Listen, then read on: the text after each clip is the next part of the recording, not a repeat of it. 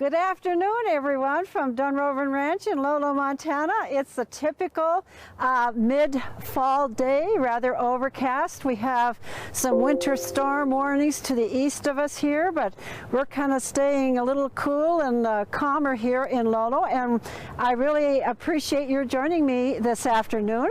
I'd like to kind of walk you through the history of our nest. We've made some adaptations this recently to the bird feeders on our osprey's nest, and I thought it might be a good opportunity to kind of walk you through how all this began and how the nest itself has changed over time, and our attempts to bring the birds in have changed over time during the winter.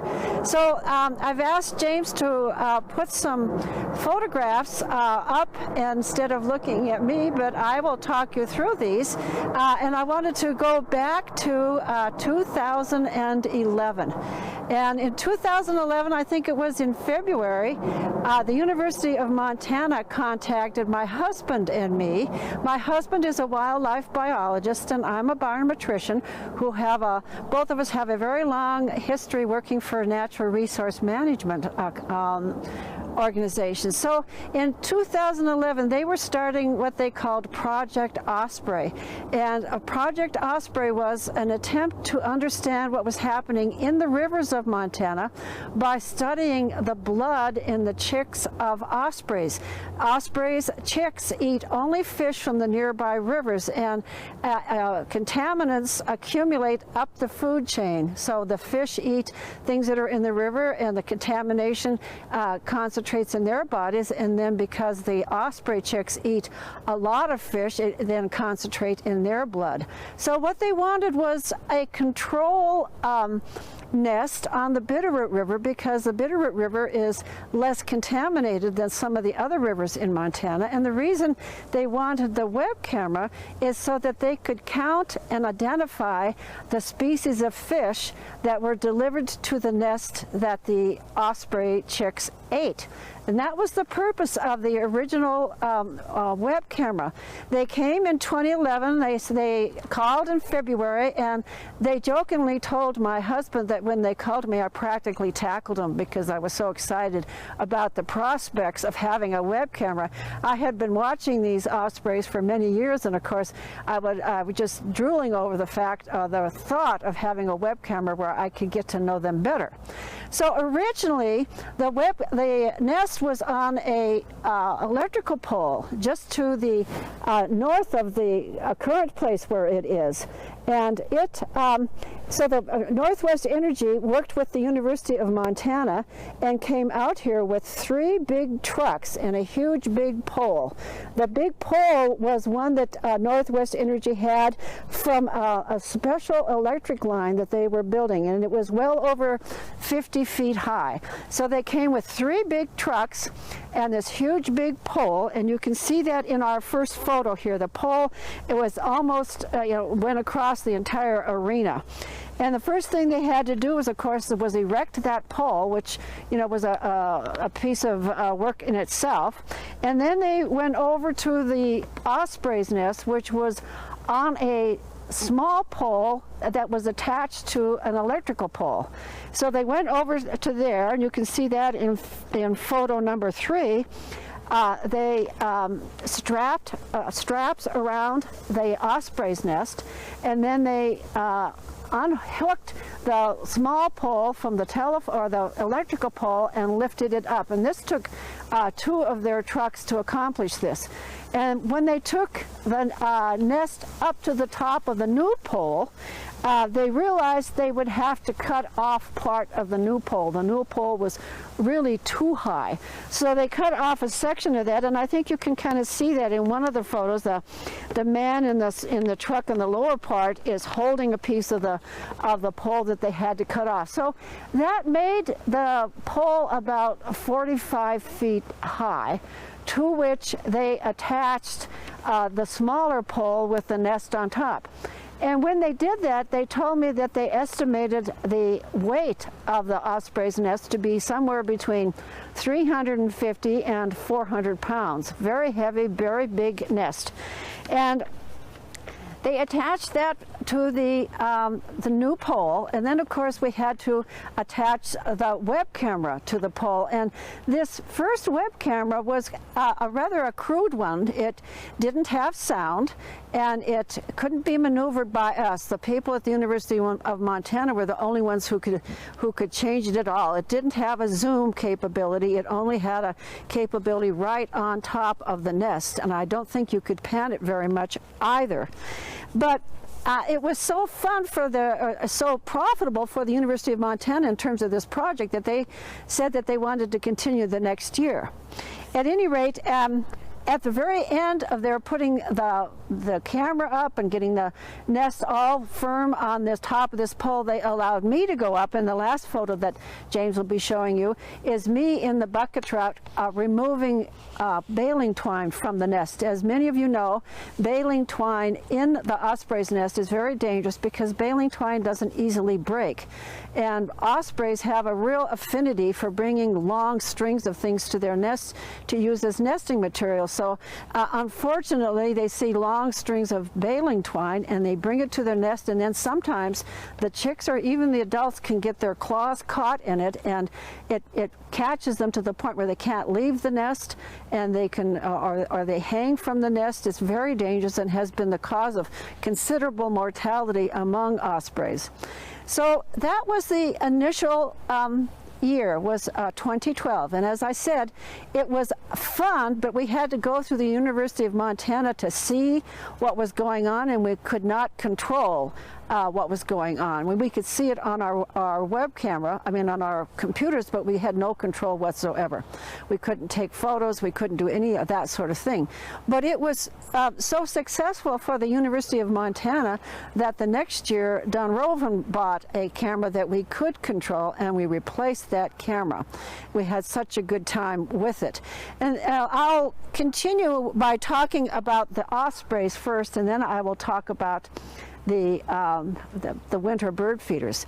And you know, this first year that the osprey were here, 2011, we didn't name the chicks. We really weren't as engaged with the family as we later became.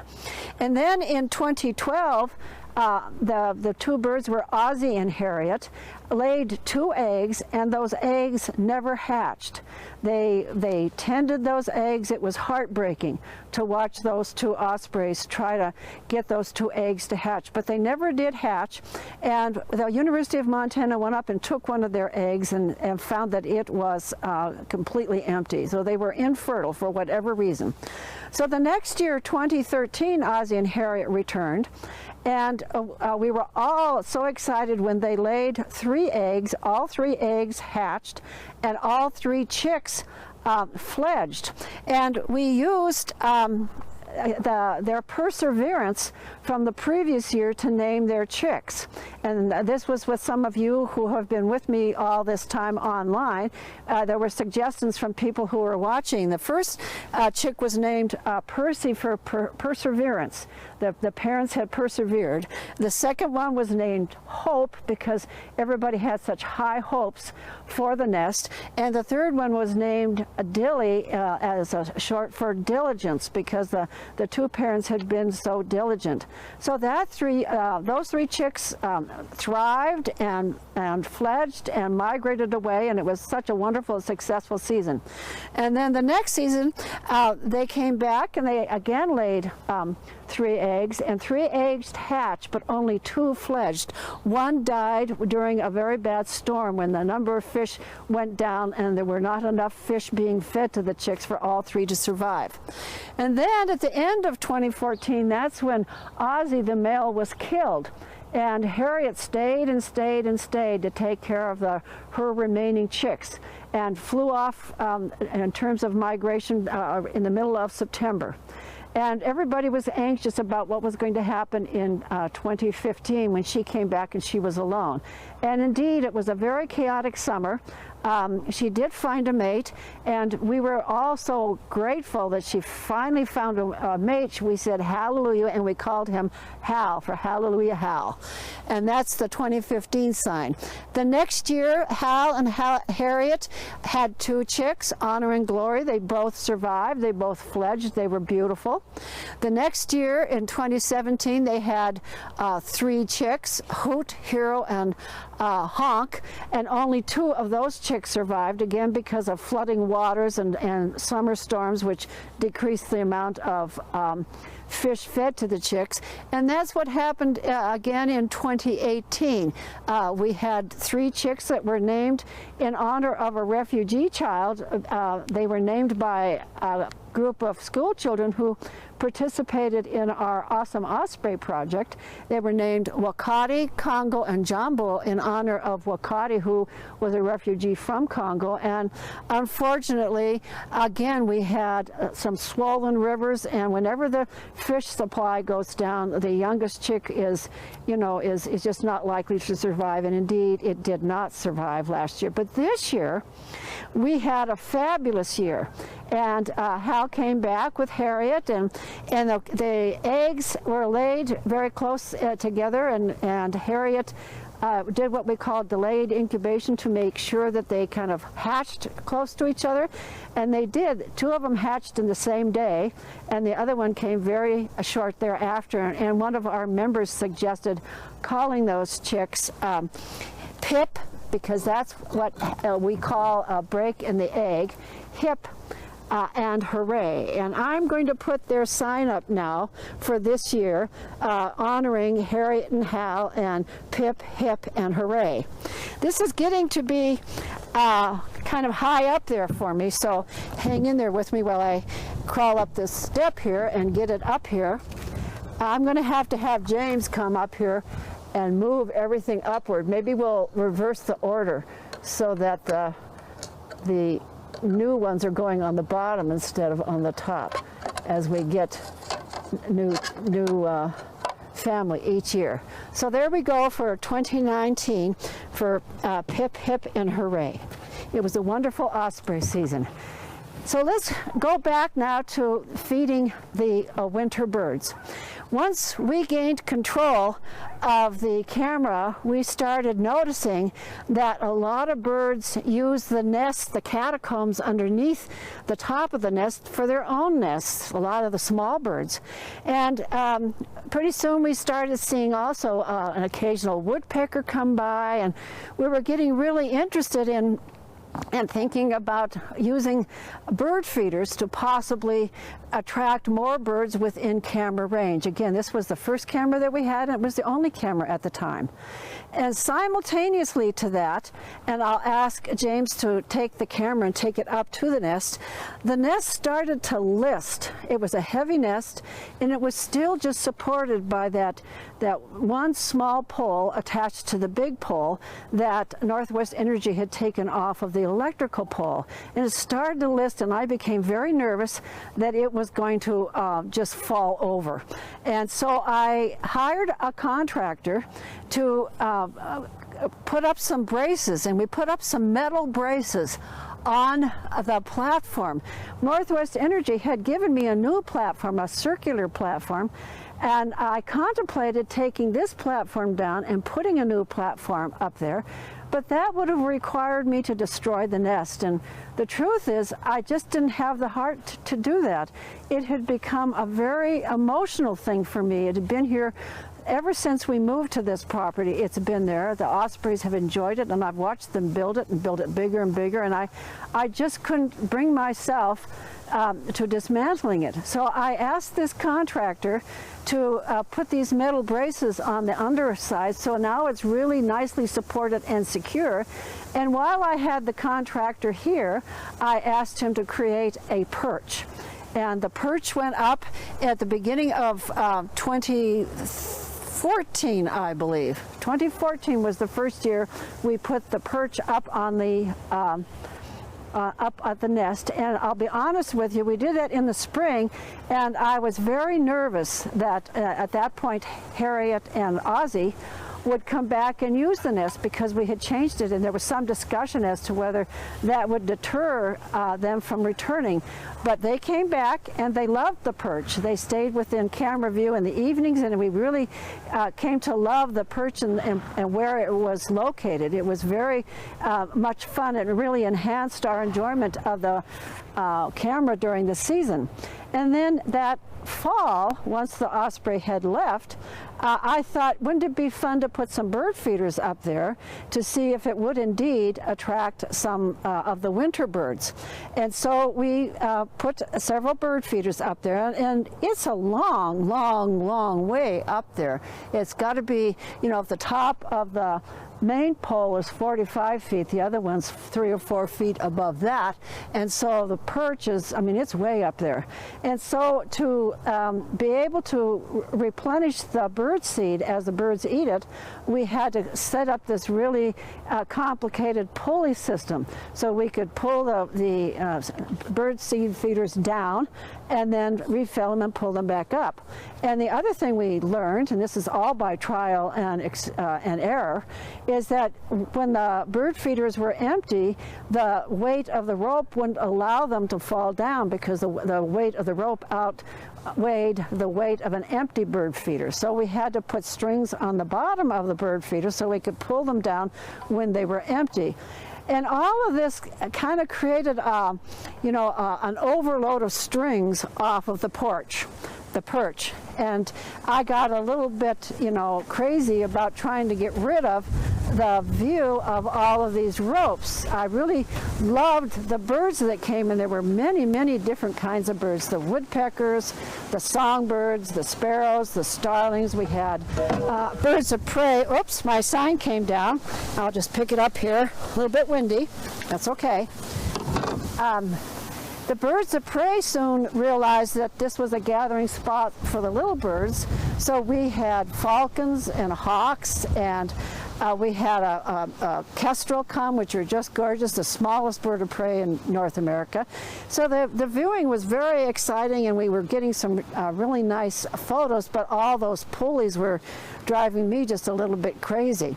So poor James signed up onto this endeavor, and he's a man of many, many talents. And I think he rolls his eye when I come walking in his direction because he knows I'm going to have some fantastical sort of project for him to implement. And indeed, this year I asked him to think about how could we reposition the bird feeders so that, number one, it didn't block the southern view, which is a much prettier view than the straight on eastern view where you see the mountains but you can't really see anything on the mountains, and also hide some of these pulley ropes. Well, that's what he has done for us this year. So we have a higher perch, it's not a perch, it's just a structure for the bird feeders. And I don't know if you can put the camera on some of the aspects of your contraption up here, but what he's done is he's hidden some of the pulley ropes so that it's not, they're not hanging right behind the individual bird feeders. We still need those little ropes that we need to pull the bird feeders down when they are empty, but the other ones are kind of hidden from view, and it makes a much better viewing platform. We have 4 feeders up there. One, we have thistle feed, and those the thistle is really preferred by birds like the finches. The starlings will eat the thistle, but it's the little birds, the sparrows and the finches and the starlings will eat the thistle. And the larger bird feeder has bird sunflower seeds, and it's all sunflower seeds, and they are preferred by the red-winged blackbirds and some of the other larger birds, including the starlings. The starlings will go back and forth a little bit, but the little finches eat only the thistle. And then the other 2 cages are meant for suet. And I don't know if any of you know what suet is, but it's the material in an animal's body that connects muscle to bone. And we here in Montana, because we have a big livestock industry, and it's also a state that does a lot of hunting, butcher shops end up with a great deal of suet, and we have a wonderful relationship with what is called the Food Farm on Orange Street in Missoula, Montana, and they collect their suet for us and give it to us in big bundles. So this is not something that we buy from feed stores. Feed stores do sell suet, but generally it's curated suet. In other words, melted down and then reformed into blocks with seeds. This is what we have, is, you know, straight off of the animals. And our woodpeckers and our magpies, they just love it, and they come in full force every winter. So our hope is that this new structure, which, by the way, will come down before the ospreys return in the spring, and if this proves to be the right place, then next year James will make a more permanent contraption that can be easily installed and uninstalled every year, installed in the fall and uninstalled in the spring to attract the winter birds. And I'm excited. Every year I love these little changes, and as I've said, every change that we attempt out here at Dunrovin seems to be an experiment, because you think something's going to work really well, but then, you know, we end up with different lighting conditions, different weather conditions, and you really have to work with something for a full year before you understand whether this is the right spot or not. And anyway, I hope that you will join us this winter in helping us evaluate this new bird feeding structure, and that you will enjoy the many birds that I know will come. We just put the feeders up there. It takes them a while for the word to get out, but you will be seeing more and more birds at the bird feeders. So James, do we have any questions from any of our members?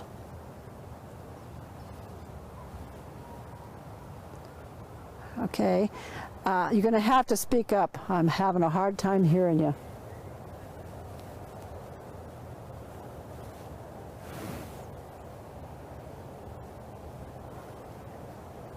Still can't hear you.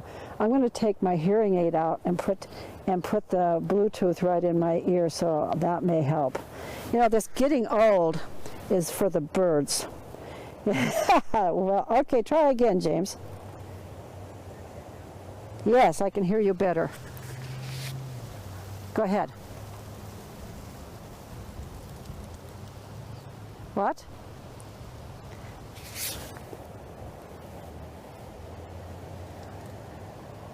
I'm not hearing, I'm not.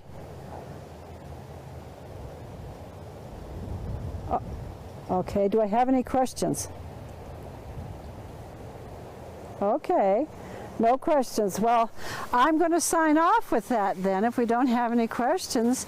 And I will go over to the chat if you'd like to chat with me for a few minutes afterwards. And if you do have any questions, I'd be happy to respond. And if not, let me say that we are going to add a broadcast this week to Thursday at 2:30, because my wonderful canine friend Jewel is turning 16 years old. And come here, Jewel. She's right over here. Jewel, come on, over here. And it's not really her birthday. It's a celebration of when she came to Dunrovin. She came from the local pound, and we're not 100% sure of her age, but it's somewhere between 14 and a half and 16. The people told me she was older than 18 months, but probably not older than 3 years. So she's, like I said, she's somewhere between 14 and a half and 16 years old. And boy, what a wonderful dog she has been. And I want to celebrate her birthday. So on Thursday, please come and join me while I love up my wonderful dog, Jewel. And with that, I'll say goodbye. And thank you for joining us. We'll see you later at the ranch. This is Suzanne saying goodbye.